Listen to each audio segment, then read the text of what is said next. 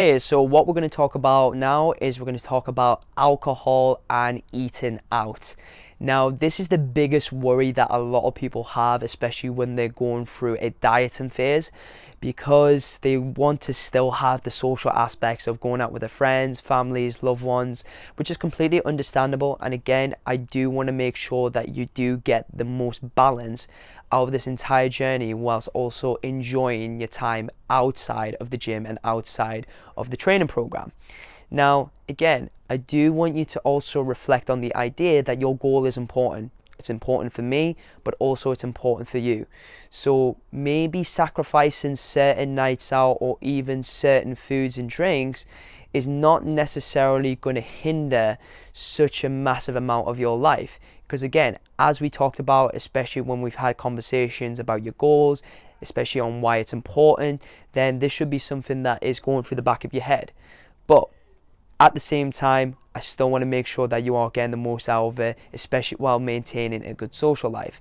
So let's say for an example, if you are going to go out on Saturday night and you're a bit worried about the amount of calories that you're going to be consuming through the night. Obviously, you're going to have a couple of drinks, and also you are going to be having either a meal or some food while you're out.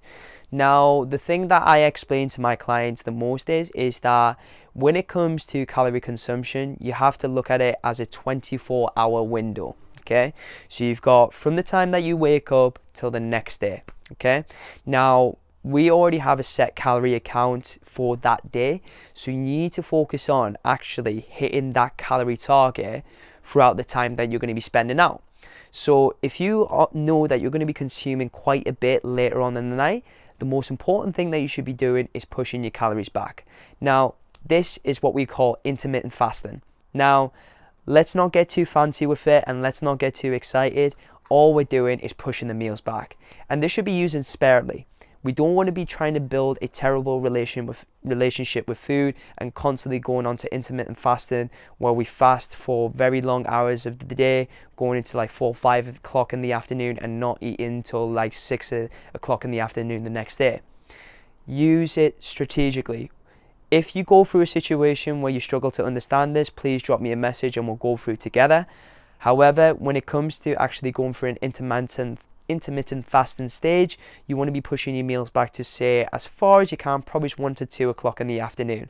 And then there should be at least a cut-off point, say later on in the night, probably say around 8 to 10 o'clock in the night time. If you are going to be staying out for a little bit longer, then push your time a little bit further back, and then push the time that you should be finishing off your meals and drinks a little bit further back as well. But apart from that, don't worry too much in thinking that the scale and the weight is going to be jumping, skyrocketing, especially when it comes to alcohol. If anything, it does actually cause you to lose water, so you will be dehydrated. So I would focus on making sure that you actually consume enough adequate amount of water, and also probably focus on getting enough protein throughout the day as well, so you get relatively close towards your protein target too. If you do have any other questions about this, please drop me a message and I will answer as many as I can.